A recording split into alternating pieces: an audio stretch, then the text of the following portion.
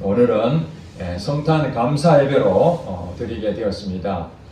성탄절은 12월 25일을 우리가 지키고 있는데, 성탄절은 우리나라만 그런 것이 아니라 전 세계의 축제라고 할 수가 있습니다.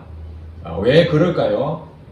그것은 우리 인류의 조상이었던 아담이 범죄함으로 우리 온 사람들은 죄에서 멸망을 당할 수밖에 없는 그런 처지에 있었습니다. 그러나 하나님께서 우리를 사랑하사, 성경의 요한복음 3장 16절 말씀 보니까 하나님이 세상을 이처럼 사랑하사 독생자를 주셨으니 이는 저를 믿는 자마다 멸망치 않고 영생을 얻게 하려 하심이니라. 이 말씀대로 하나님께서는 구약의 선지자를 통해서 앞으로 구원할 메시아를 이 땅에 보내주실 것이다, 그렇게 약속을 하셨습니다. 하나님은 약속하신 대로 성취하시는 분이 있는데, 그분이 2000년 전에 처녀 마리아를 통해서 하나님께서 육신의 몸을 입고 이 땅에 오신 분, 바로 예수님이 탄생한 것을 우리는 축하하고 기념하여 성탄절을 우리가 축제로 삼고 있습니다. 성탄절 주인공이 누굽니까? 탄생한 예수님이 주인공입니다. 우리가 생일 파티를 하면은 그 생일을 맞이한 그 사람이 주인공인데, 그 생일을 축하하려고 온 친구들이 자기가 모든 것을 다 얻어가고 축하받고 그러면 안 되지 않습니까? 생일자가 축하를 받아야 되는 것입니다. 성탄절은 예수님이 축하를 받고 또 예수님이 영광을 받으셔야 됩니다. 그런데 오늘 세상 문화는 예수님이 우리를 위해서 죽으시고 부활하시고 생명을 주셨다는 그 사실을 이 사단이 못 견디하는 겁니다. 온 인류가 멸망으로 가는데 그것을 눈을 가리기 위해서 교회 다닌 사람들은 어쩔 수 없지만은 교회 안 다닌 사람들은 예수님을 빼버리고 산타클로스를 집어넣고, 예수님을 빼버리고 가족과 함께 또 친구들과 함께 이웃들과 함께 그렇게 즐기고 마시고 노는 그런 문화로 이 성탄절이 변질되어 버린 것입니다. 우리 기독교인, 특별히 예수님을 믿는 우리들은 이 성탄절이 얼마나 중요한지를 정확하게 알아야 됩니다. 예수님 만약에 이 땅에 오시지 않았다면 우리는 지금 어떤 상태일까요? 우리는 먹고 마시고 이 땅에서 즐겁게 살다가 죽는 것처럼 보이지만은 그게 사단에 속아서 결국에는 멸망의 길로 갈 수밖에 없었던 우리라는 것입니다. 그러므로 예수님이 이 땅에 오셨다는 그 사실은 바로 우리가 구원 얻을 수 있는 유일한 길이었다는 것이죠. 예수님이 오신 것은 우리에게 희망이요 기쁜 소식입니다. 그것을 제일 먼저 누가 전해줬습니까? 천사가 전해줬습니다. 천사가. 하나님이 부리는 이 영적인 존재, 이 천사를 통해서 하나님께서는 이 땅에 기쁜 소식을 전해줬습니다. 그런데 하나님께서는 그냥 예수님이 이 땅에 오신 것이 아니라 예언하시고 약속하신 대로 오셨지만은 반드시 하나님은 이 온 우주 만물이 어떻게 진행될 것인지를 다 계획하시고 그 뜻대로 이루셨다는 사실입니다. 하나님께서는 이 계획을 갖고 있으셨는데, 하나님 자신이 삼위일체 되시는 그 예수님이라 이름을 가진 그분이 사람의 몸을 입고 이 땅에 오셔서 구원을 해야 된다는 그 뜻을 이루기 위해서 그 한 사람이 필요했습니다. 하나님을 사람의 몸으로 태어나게 할 그 육체가 필요했던 것입니다. 그 사람이 바로 오늘 본문에 보니까 처녀 마리아라고 설명하고 있습니다. 27절에 보니까 다윗의 자손 요셉이라 하는 사람과 약혼한 처녀에게 이르니 그 처녀의 이름은 마리아라, 그렇게 우리에게 소개하고 있습니다. 이 마리아에게 하나님은 예수님이 이 마리아 몸을 통해서 사람의 몸을 입고 이 땅에 오시게끔 계획하셨다는 것입니다. 이 사실을 마리아는 전혀 모릅니다. 어떤 사람도 이 내용을 알 수가 없습니다. 이제 하나님께서 때가 되어 먼저 사가랴와 엘리사벳, 이 엘리사벳은 마리아의 친족이었습니다. 먼저 사가랴와 엘리사벳에게 하나님께서 이 가브리엘 천사를 보내셔서 그에게 아들이 있을 것이다 라고 약속을 하시고 아이를 주십니다. 근데 이 엘리사벳은 아이를 낳을 수가 없는 몸이었어요. 나이도 많고 이제 태기가 끊어져서 불임이죠. 불임. 일종의 말하면은. 그렇지만 하나님께서는 그 엘리사벳에게 태문을 열으셔서 아들을 주셨는데 그 아들이 나중에 세례 요한이 됩니다. 예수님보다 6개월 먼저 태어난 이 세례 요한이 예수님이 메시아라는 것을 선포하고 크게 복음을 전하는 그 역할을 이 세례 요한이 하지 않습니까? 가브리엘이 예수님 탄생하기 전에 6개월 전에 이 엘리사벳하고 이 사가랴에게 가서 아이를 낳을 것이다. 아이를 가지게 될 것이다. 그런 얘기를 하게 됩니다. 그리고 6개월이 지나서 이제 26절에 보니까 6달째에 천사 가브리엘이 그러니까 엘리사벳하고 사가랴 얘기하고 이제 6개월 지나고 난 다음에 이 가브리엘 천사가 하나님의 보내심을 받아서 어디로 갔습니까? 갈릴리 나사렛이란 동네로 갔는데 거기에 누가 살고 있었다는 것입니까? 바로 다윗의 자손 요셉이라는 사람과 약혼한 처녀 마리아가 그곳에 살고 있었다는 사실입니다. 자, 여기에 있는 이 처녀 마리아는 요셉이라는 사람과 약혼한 상태입니다. 결혼한 게 아니에요. 약혼한 상태입니다. 혼자 지금 약혼도 안 하고 혼자 처녀로 있는 것도 아니고 결혼도 아니고 완전한 처녀도 아니고 이 정혼 관계의 상태입니다. 지금 이 상태가 처녀는 처녀인데 약혼한 처녀였습니다. 이것이 왜 중요하냐? 이것이 예수님이 이 땅에 태어날 굉장히 중요한 역할을 하기 때문에 그렇습니다. 이 마리아는 여기 보니까 나사렛이란 동네라는 곳인데 그거는 우리 상황으로 보면은 이 시골 정도, 시골 처녀라고 해도 과언이 아닙니다. 이 마리아는 요셉이라는 이 목수인데 당시에 이 목수는 귀한 어떤 직분이 아니었습니다. 좀 천하게 여겼던 직분이었습니다. 그런 직업을 가지고 있다는 것은 한마디로 이 가난한 사람이었다 이렇게 볼 수가 있죠. 형편이 넉넉지 않았기 때문에 이 시골 처녀였던 이 마리아는 요셉과 이 정혼한 그 상황을 우리가 배경을 볼 때에 그렇게 넉넉지 못했고 시골에 있는 처녀의 모습이고 누가 보더라도 주목받지 못할 사람이었다 이렇게 우리가 정의할 수 있습니다.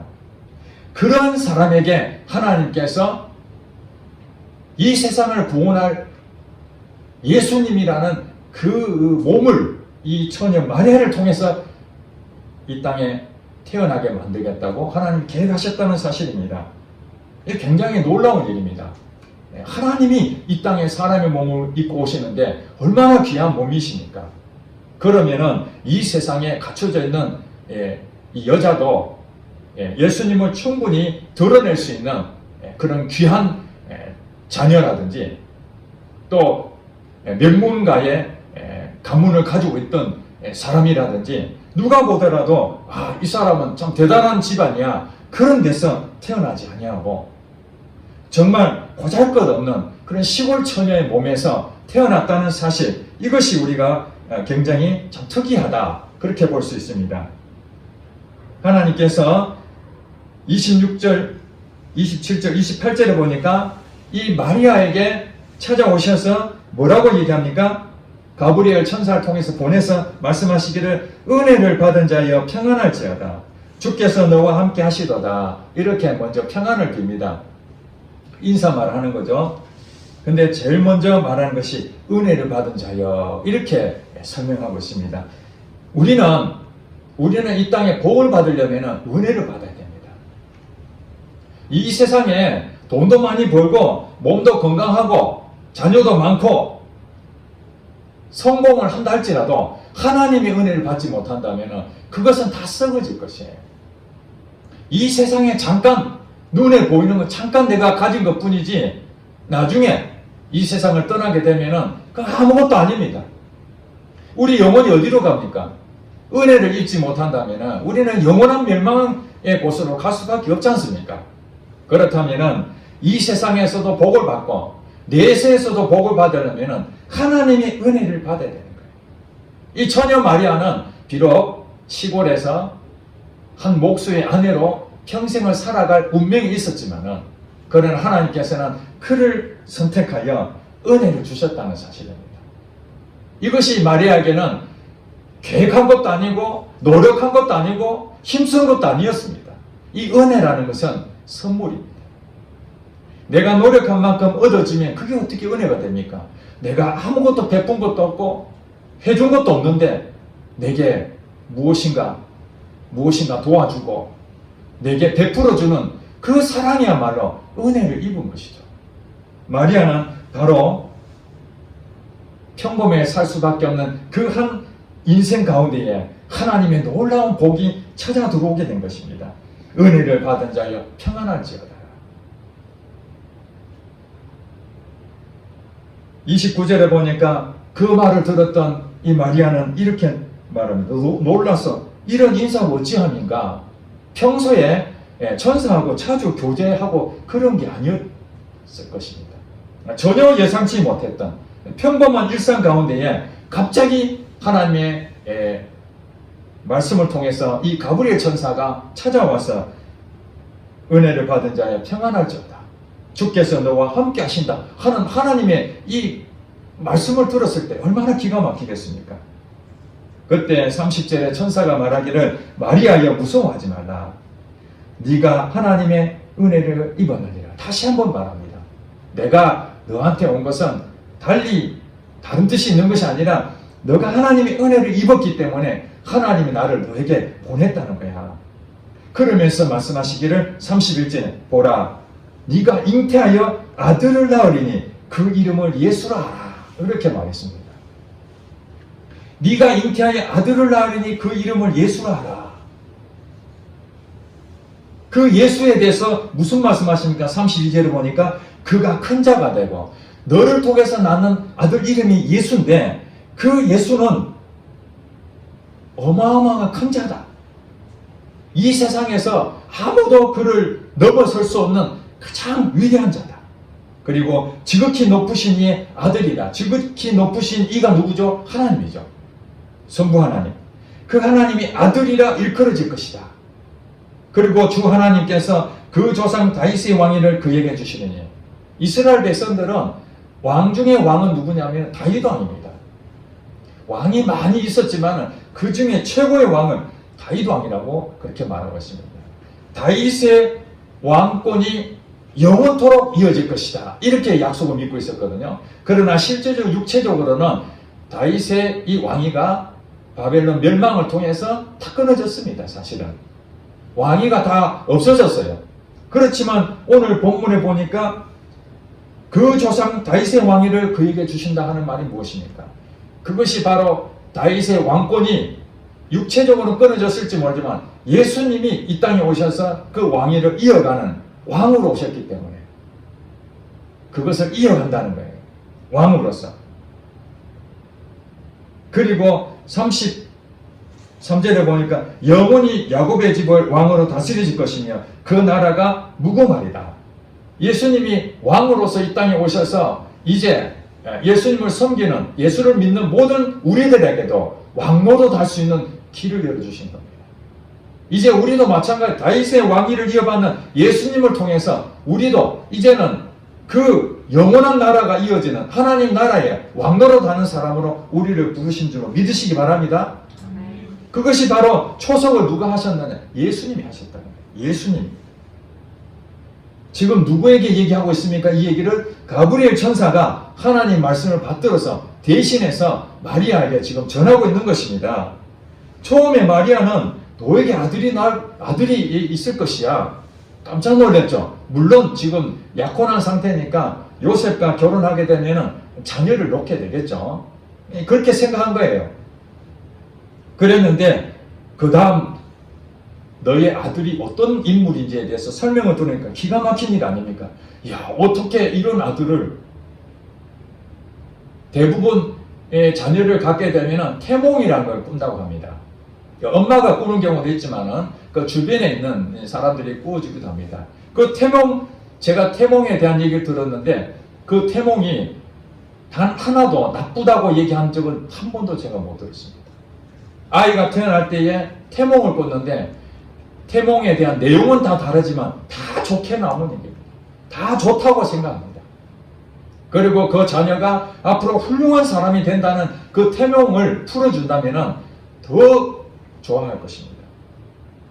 지금은 태몽은 아니었지만 이 마리아가 앞으로 태어날 아이에 대해서 하나님의 말씀을 이 천사를 통해서 들었을 때에 야, 앞으로 내가 아들을 낳으면 어마어마한 이 아들을 낳게 되는구나. 야, 기가 막힌 일이 나를 통해서 이 자녀가 태어나게 되는구나. 이런 생각을 했을 것입니다. 그렇지만은 마리아는 지금 당장에 아이를 낳을 수 있는 상황이 아니었습니다. 왜냐하면 지금 결혼한 상태가 아니고 약혼한 상태였기 때문에 그렇습니다. 그래서 34절에 마리아가 천사에게 말하되 나는 남자를 알지 못하니 어찌 이런 일이 있을 수 있겠습니까? 아직 결혼한 상태가 아닌데 아이를 지금 가질 수가 없지 않습니까? 아이를 가졌어야 그런 아들을 낳든 딸 낳든 뭔가 되지. 아직 결혼도 안 한 상태에서 어떻게 내가 아들을 낳을 수 있겠느냐. 그러니까 지금 이 얘기는 먼 미래에 아들을 낳겠다는 것이 아니라 지금 하나님께서 너를 통해서 아들을 낳게 할 것이다. 그런 얘기 하니까 마리아가 깜짝 놀라는 것이죠. 지금 내가 어떻게 아이를 놓을 수 있는 상황이 아닌데 그때에 35절에 천사가 마리아의 이해가 안 되는 그 상황을 다시 설명합니다. 천사가 대답하여 이르되 성령이 내게 임하시고 지극히 높으신 이의 능력이 너를 덮으시리니 이러므로 나실 바 거룩한 이는 하나님의 아들이라 일컬어지리라. 지금 어떻게 아들을 낳을 수 있지 이렇게 고민하고 있는 이 마리아에게 천사가 말하기를 성령의 능력으로 아이를 낳게 된다. 그러니까 육체를 통해서 남자와 여자의 관계를 통해서 이 아이가 나와지는 것이 아니라 우리가 알고 있는 이 자연적인 현상이 아니라 초자연적인 상황으로 성령에 힘입어서 아들을 낳게 된다. 그런 얘기를 하는 것입니다. 굉장히 충격적인 얘기 아닙니까? 자, 여기서 이제 마리아는 결단을 해야 됩니다. 이 말을 받아들여야 될 것인가?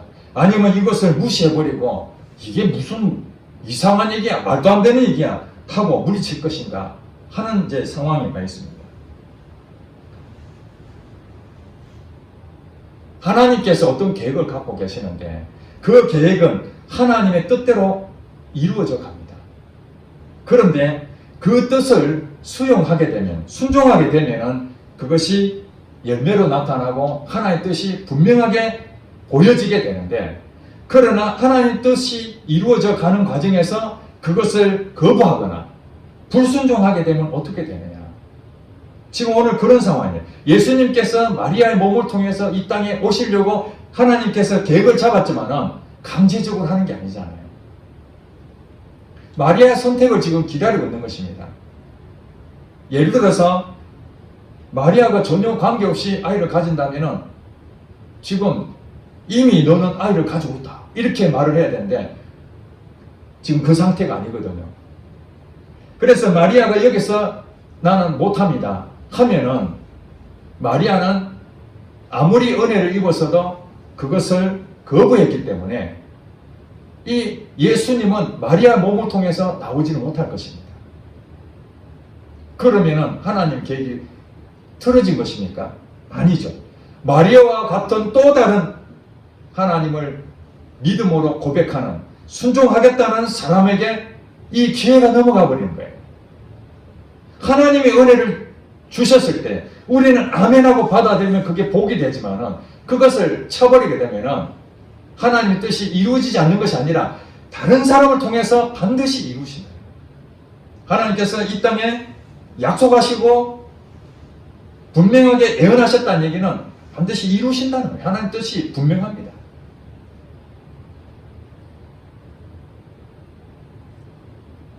이 상황에서 마리아가 순종을 해야 될 한 가지밖에 없는 것이죠. 하나님 말씀을 순종할 것이냐 아니면 거부할 것이냐, 이 둘 중에 하나였습니다. 그래도 마리아가 추춤하는 마음이 있습니다. 왜 그럴까요? 마리아의 상황을 볼 때에 그거는 있을 수 없는 일이기 때문에 그렇습니다. 상식적인 얘기라면은 마리아도 수용했을 것입니다. 아, 그 정도는 내가 충분히 할 수 있지. 그 정도면은 자신 있습니다. 아멘 할 겁니다. 그러나 지금 마리아는 아멘 하기가 어려운 상황입니다. 왜 그렇게 했습니까? 당시에 이스라엘 나라에 율법이 있는데 그 법은 결혼해서 아이를 낳은 사람만이 그것을 정상적으로 인정을 해줬습니다. 만약에 결혼하지 않는 처녀가 아이를 가지게 됐다면 이게 불륜이죠. 정상적이지 못한 것입니다. 간음을 한 죄를 범했기 때문에 그들은 이 간음한 여자에게 돌로 쳐서 죽일 수 있었습니다. 이 어마어마한 일이죠. 간음한 죄를 그냥 용서받는 것이 아니라 돌로 쳐 죽여야 돼요. 지금 이 처녀 마리아는 결혼한 상태가 아닙니다. 지금 처녀입니다. 그런 상태에서 아이를 만약에 가졌다고 해보세요. 성령으로 내가 지금 아이를 가졌어. 아무리 떠들어 봐도 사람들이 믿어줄까요? 웃기는 소리 하지 마. 말이 안 되는 겁니다. 그러면은 예수님을 잉태한다 할지라도 바로 돌에 맞아 죽어야 되는 그런 상황입니다. 그런도 자기가 알겠습니다 이렇게 순종할 수 있겠습니까? 쉽지 않습니다. 또 하나, 자기의 약혼녀였던 이 요셉에게도 이 사실을 알려야 됩니다. 요셉하고 관계를 통해서 아이를 가졌다면 요셉도 책임을 지겠지만 요셉은 전혀 관계가 없는데 아이를 가지고 있다. 요셉이 가만히 있겠습니까? 자기하고 지금 결혼을 앞두고 있는 여자가 아이를 가졌다면 이 기가 막힌 일이죠. 집안의 이 수치가 되는 것입니다. 실질적으로 그런 일이 있었습니다. 마리아에게 이 얘기하고 결국은 마리아가 수용했지만 요 사실에서 아이를 잉태를 하자마자 하나님께서는 이 요셉에게 또 보냈습니다. 천사를. 마태복음에, 오늘 누가복음에 안 나오고 마태복음에 나옵니다. 요셉에게 가서 너희 약혼자였던 이 마리아에게 성령으로 아이를 갖게 됐다. 너는 그것을 이상하게 생각하지 마라. 하나님께서 너의 약혼녀를 통해서 예수라는 하나님의 아들이 이 땅에 올 것이다. 그것을 알려준 거예요. 요셉도 사실은 그 얘기를 들었을 때 얼마나 기가 막히겠습니까? 그때 성경에 그렇게 말합니다. 요셉에 대해서 그는 의로운 사람이다. 이 얘기를 듣자마자 이제 가만히 파혼을 하겠다. 이것을 드러내서 온 동네에 설명하는 것이 아니라 조용히 그냥 없던 걸로 마리아와 나의 약혼 관계는 없는 것으로 그렇게 해야 되겠다라고 생각했다는 거예요. 그러나 하나님께서는 그렇게 하지 마라. 입 다물고 가만히 있으면 모든 걸 해결해 주겠다. 그래서 아이를 놓을 때까지 이 요셉은 동거하지 아니하고 따로 이렇게 있었습니다. 자, 이 상황에서 사람들이 봤을 때에 이것을 드러내버렸다면 이 큰 문제가 생겼겠죠. 마리아는 지금 이런 상황에 있었기 때문에 쉽게 순종하기가 어려웠던 것입니다. 그럼에도 불구하고 이 천사가 다시 마리아에게 이 하나를 더 설명합니다. 36절에 보니까 보라, 네 친족 엘리사벳도 늙어서 아들을 배었느니라. 원래 임신하지 못한다고 알려진 이가 이미 6달이 되었나니 대저 하나님의 모든 말씀은 능하지 못하심이 없느니라. 이렇게 마리아에게 걱정하지 말라고 지금 얘기하고 있습니다. 엘리사벳도 늙어서, 너의 친족 엘리사벳도 사실 아이를 못 갖는다고 너 알고 있지 않았느냐. 그래 나이가 많아서 이제는 아무것도 못한다 했는데 지금 아이를 배에서 지금 6개월 됐다 지금. 하나님의 말씀은 능치 못함이 없다 이렇게 설명하고 있습니다. 너가 성령으로 잉태한다는 거 설마 그런 일이 있겠는가? 그리고 내가 잉태했을 때에 사람들이 나를 돌로 쳐 죽일 텐데 어떻게 할 것이냐? 여러분 생각을 해보세요. 마리아가 돌로 맞아 죽으면은 그 예수님이 성령으로 잉태해본데 무슨 의미가 있겠습니까? 하나님은 능치 못함이 없는 분이기 때문에 마리아가 죽지 않도록 이런 일이 생기지 않도록 다 보호해 주신다는 그 안에 포함이 되어 있는 거 아니겠습니까? 우리도 마찬가지입니다. 우리 상식적으로 생각했을 땐 순종하기 어렵지만은 우리 환경적으로나 우리 생각으로나 아무래도 이것은 도저히 거부할 수밖에 없는 인정을 하기가 어려운 그런 순종하기 어려운 상황이지만은 그러나 하나님께서 우리에게 순종을 요구할 때는 하나님께서 그것을 능히 다 감당할 수 있도록 하나님께서 다 준비하셨다는 것입니다. 그러지 않고 우리에게 순종을 요구한다. 여러분 아브라함에 대해서 여러분 잘 아시지 않습니까? 아브라함 믿음의 조상이라고 그랬는데 아브라함이 하나님께서 아들을 주신다 약속한 대로 아들을 낳았습니다. 이 엘리사벳처럼 사라의 몸이 완전히 이제는 태문이 닫혀져서 25년 동안이나 아무리 준다고 했지만 나타나지 않았던 것이 아들을 낳게 됐잖아요. 그런데 그 아들을 바쳐라 할 때에 어떤 마음이었습니까? 야, 이 아들을 어떻게 바치나? 이 아까운 아들을 어떻게 바치나? 그렇지만은 이 아들을 바친다는 그 하나님께서 말씀하셨지만은 이미 그 산에 양 한 마리를 숲풀에 딱 걸리게끔 만드셨다는 거예요. 이 아브라함은 눈에 보이지 않았지만 하나님은 이미 아브라함을 테스트하기 위해서 이삭을 죽일 의도가 없었습니다. 죽이려고 했다면 다시 살려졌겠죠. 만약에 죽이지 않으려 했다면 이삭 대신에 양을 한 마리 미리 준비를 하셨다는 사실을 나중에 성경을 통해서 보니까 아브라함이 이삭을 진짜 죽이려 하니까 하나님께서 수도 알았다. 너의 마음을 내가 다 알게 됐다. 이삭 대신에 저게 양 한 마리였는데 그 양을 제물을 바쳐라. 이렇게 보니까 숲풀 너머에 양 한 마리가 걸려있는 모습을 아브라함이 보게 됩니다.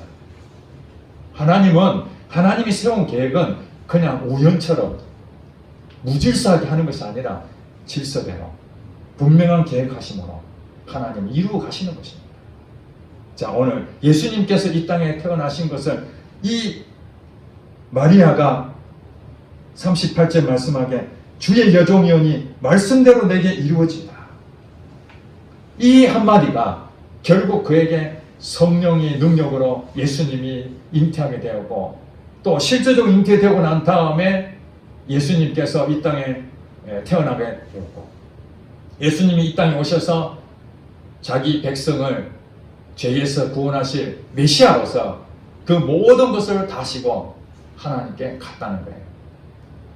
구원의 역사를 이 마리아가 순종함으로 그는 복을 받는 여자가 돼서 오늘 카톨릭의 이 천주교회는 이 성모 마리아라고 할 정도로 그를 추앙하고 있지 않습니까? 심지어는 동상도 세우고 있지 않습니까?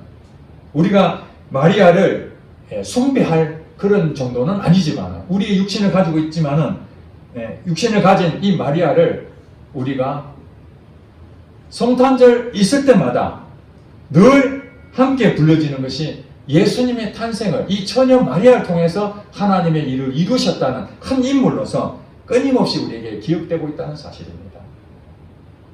예수님이 그 몸을 입고 태어나지 않았다면 이 마리아는 이름조차 우리가 몰랐을 것입니다. 오늘 이 땅에서 이 마리아는 하나님 말씀이 내게 이루어지다. 이렇게 고백함으로써 엄청난 사건이 그를 통해서 나타나게 됐고 그 어떤 여자보다도 복 중에 복을 받은 여자가 마리아가 됐던 것입니다. 자, 이제 마리아만 그렇습니까? 마리아는 실질적으로 이 예수님이란 육신의 몸을 잉태하고 태어나겠잖아요. 자, 여러분 남자보다도 여자가 더 자녀에 대해서 애착이 많습니다. 왜 그렇습니까? 남자는 그냥 자식이지만은 자기 몸에서 직접 안 나왔잖아요. 그러나 이 여자는 엄마의 입장에서는 자기 몸에서 10달 동안에 이 몸에서 그 모든 걸 다 느끼잖아요. 그러니까 이 남자보다 여자가 더 많이 아이에 대해서 애정을 갖는 것처럼 마리아는 그런 마음으로 예수님을 끝까지 십자가 달려 죽는 그날까지 함께 하셨잖아요. 우리는 뭡니까? 그 예수님이 이제는 하늘에 올라가신 것뿐만 아니라 성령으로 우리에게 오셔서 지금 우리 안에 늘 함께하고 계시잖아요. 육으로 임했던 이 마리아에게 10개월 동안 있었던 마리아에게도 그 큰 기쁨이 있었는데 그 예수님은 우리가 예수님을 믿습니다 하는 그 순간 그 예수님은 이제 은혜를 입은 자 우리에게 우리 안에 들어오셔서 이 세상 끝날까지 또 이 세상 끝나고 난 다음에 영원한 나라에 들어갈 때까지 그 모든 부분이 예수님이 우리 안에 함께 하시는 영으로 함께 하시는 이 예수님을 계속 품고 산다는 이것이 우리에게 얼마나 놀라운 복입니까? 남들은 알아주지 못한다 할지라도 남들이 나를 볼 때에 뭐 별것 없다 네가 뭐 성공한 것이 있나 하지만은 그러나 우리는 예수님을 품고 사는 자들이잖아요.